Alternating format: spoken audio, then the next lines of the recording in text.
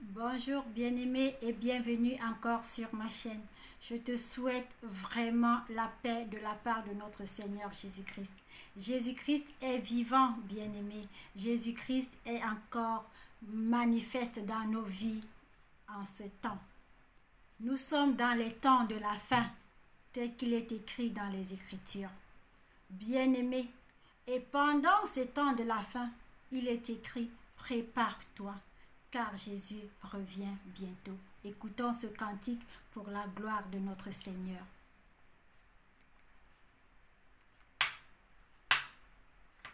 Jésus-Christ est vivant, Seigneur.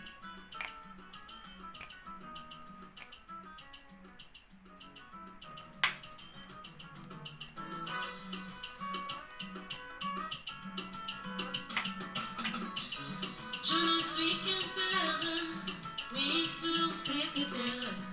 Je viens contempler la gloire divine qui se manifeste dans ces créatures.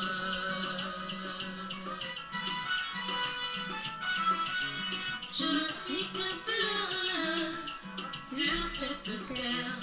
Je viens contempler la gloire divine qui se manifeste dans ces créatures.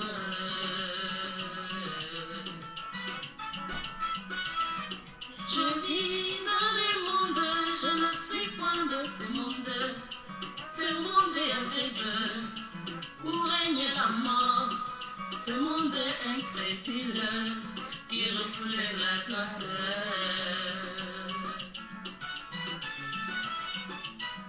Je vis dans le monde, je ne suis point de ce monde. Ce monde est aveugle, où règne la mort. Ce monde est incrédule, qui reflète la grâce. Maranatha, Jésus revient bientôt. Maranatha, Jésus revient bientôt. Maranatha, Jésus revient bientôt. Maranatha,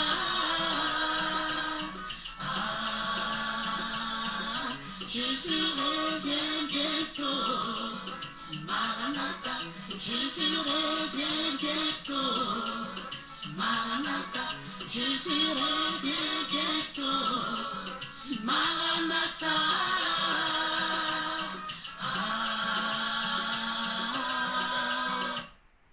Bien-aimé, Jésus revient bientôt. Maranatha. Que Dieu soit loué, que Dieu soit glorifié, que Dieu soit exalté. Aujourd'hui, je viens encore pour nous apporter une toute petite exhortation. Car notre but sur cette terre, ce n'est pas seulement de contempler les merveilles de Dieu. Si Dieu nous a fait descendre, c'est pour contempler ces merveilles, pour vivre heureux sur cette terre et pour être enlevé au jour où il viendra, le jour où la trompette sonnera. Bien-aimé, et pour vivre heureux sur cette terre, Dieu nous dit tout simplement quoi? Il nous dit, lorsque tu vis sur cette terre, ne vis pas n'importe où. Lorsque le peuple d'Israël était parti en Égypte, Israël ne vivait pas n'importe où en Égypte. Israël vivait à Goshen. Aujourd'hui, la terre est considérée comme l'Égypte pour les enfants de Dieu. Le monde, c'est l'Égypte pour les enfants de Dieu. Mais dans ce monde, les enfants de Dieu ne doivent pas vivre n'importe où. Ils doivent vivre à Goshen. Et où est Goshen sur cette terre aujourd'hui? Goshen sur cette terre aujourd'hui, c'est l'évangile de vérité. Car lorsque tu vis dans l'évangile de vérité, bien-aimé, tu ne souffriras pas des plaies qu'il y a dans le monde. Parce que dans ce monde, il y a des plaies. Comme le jour où Israël était en Égypte, le moment où Dieu était venu pour sortir de son peuple de l'Égypte, il y a eu des plaies terribles en Égypte. Mais à Goshen, il n'y avait pas de plaies. Jésus est en train de vouloir nous sortir du monde, bien-aimé.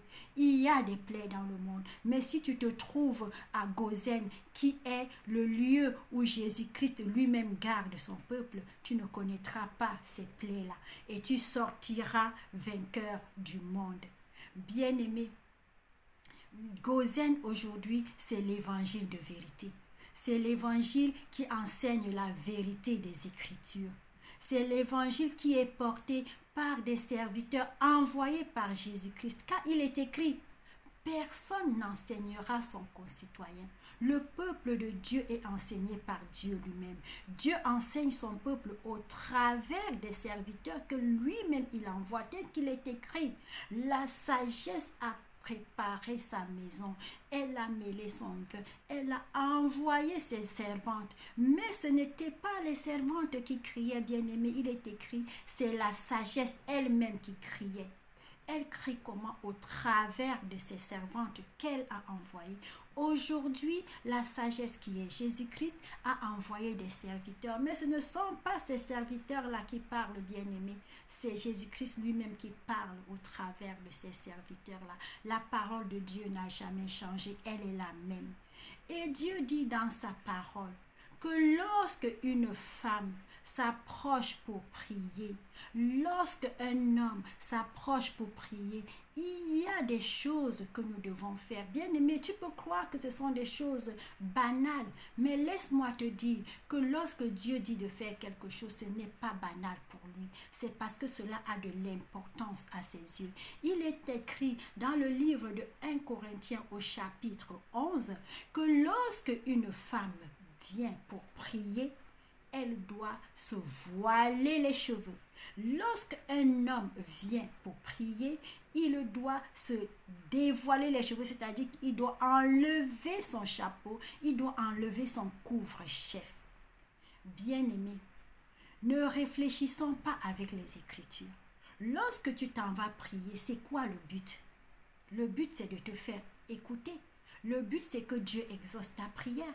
Et lorsque Dieu te dit, voile-toi, pourquoi tu te compliques la vie? Bien-aimé, lorsque tu te lèves pour aller à l'église, qu'est-ce que tu t'en vas faire? Tu t'en vas montrer ta belle coiffure? Ou alors tu t'en vas pour que ton Dieu soit glorifié? Excusez-moi, s'il vous plaît. Ou tu t'en vas pour que ton Dieu soit glorifié? Lorsque tu te lèves pour aller à l'église pour prier, bien-aimé, tu t'en vas pour glorifier ton Dieu. Sache que la chevelure d'une femme, c'est sa gloire. Lorsque tu te lèves pour aller prier, il n'y a que Dieu qui doit être glorifié. La seule gloire que l'on doit voir, c'est la gloire de Dieu. Donc toi, la femme, tu dois cacher ta gloire. Tu as d'autres moments pour montrer ta gloire. Lorsque tu n'es pas en prière, que ce soit à l'église ou à la maison, bien-aimé, quand tu pries, voile-toi les cheveux, cache ta gloire. Lorsque tu vas au-devant de Dieu, ne va pas de façon hautaine, de façon arrogante, en montrant moi aussi j'ai une gloire, j'ai les cheveux. Les cheveux de la femme sont sa gloire. Tu as d'autres moments pour montrer ta gloire. Dieu t'a donné des moments, les moments où tu ne pries pas. Montre ta gloire, montre fièrement tes jolis cheveux, montre fièrement ta belle coiffure, parce que c'est ta gloire, c'est Dieu qui te l'a donnée. Utilise-la, montre ta gloire. Dis, moi, je suis une femme glorieuse. Je porte une très belle chevelure sur ma tête. Parce que c'est Dieu qui m'a aimé. Il m'a donné cette chevelure-là. Et je vous montre que le Seigneur, il m'aime. Il m'aime. Il m'a donné des beaux cheveux. Montre ta gloire pour glorifier ton Dieu. Montre ta gloire pour que ton Dieu soit élevé. Pour qu'on te demande, comment tu as fait pour avoir de si beaux cheveux? Dis, j'ai été béni de l'Éternel avec ces beaux cheveux que vous voyez sur ma tête. C'est ta gloire, bien-aimée, ma sœur. Montre ta gloire lorsque tu n'es pas en prière. Mais lorsque tu te lèves pour prier, cache ta gloire. Parce que le seul qui doit être glorifié, c'est l'Éternel, le Dieu Tout-Puissant. Lorsque tu vas à l'église, cache ta gloire. Parce que tu ne vas pas à l'église pour montrer ta gloire, mais tu t'en vas à l'église pour t'humilier au-devant de celui qui est glorieux. Lorsque tu pries chez toi, cache ta gloire, parce que lorsque tu te mets en prière, ce n'est pas pour montrer ta gloire, mais c'est pour t'humilier au-devant de celui qui est glorieux. Bien-aimé mon frère, toi qui pries encore avec le chapeau sur la tête, même dans ce monde, il est écrit que lorsque tu rencontres un supérieur, tu dois enlever ton chapeau. Si Dieu est supérieur des supérieurs de ce monde, comment gardes-tu encore ton chapeau lorsque tu pries? Si tu pries devant Dieu avec ton chapeau, cela veut dire que tu rabaisses Dieu en dessous même des supérieurs de ce monde. Bien-aimé, ne te comporte plus ainsi. Dieu veut que tu sois sauvé. Et la crainte de l'Éternel passe par ces choses-là. La crainte de l'Éternel, ça ne veut pas dire que lorsque tu entends parler de Dieu, tu trembles, tu as peur. Non. La crainte de l'Éternel, c'est-à-dire mettre en pratique les paroles que l'Éternel nous enseigne. Et parmi les paroles qu'il nous enseigne, il nous dit, une femme qui prie ou qui prophétise la tête non voilée déshonore son Dieu. Et un homme qui prie ou qui prophétise la tête voilée déshonore son Dieu. Quand toi tu pries, ma sœur, voile tes cheveux. Quand toi tu pries, mon frère, dévoile tes cheveux. Même si tu portes la plus belle coiffure du monde, mon frère, même si tu portes le plus beau bonnet du monde, enlève-le lorsque tu t'en vas prier. Même si tes cheveux sont les plus beaux cheveux du monde, ma sœur, voile-les lorsque tu es en prière. Et l'Éternel, le Dieu bon, le Dieu merveilleux sera avec toi. Il prêtera alors attention à ta prière et rien ne résistera au-devant de toi parce que notre Dieu est bon. Voilà le message que j'avais pour toi en ce jour. Bien-aimé, que la paix du Seigneur soit toujours dans ton cœur. Je te souhaite que des bonnes choses et que le Seigneur te garde et te fortifie là où tu te trouves. Si tu as aimé cette vidéo, n'oublie surtout pas de liker, de partager, bien-aimé, partage pour que plusieurs personnes reçoivent ce message, que plusieurs personnes s'abonnent. C'est ainsi que la parole de Dieu sera annoncée jusqu'aux extrémités de la terre. Bien-aimé, n'oublie pas de me mettre un petit commentaire.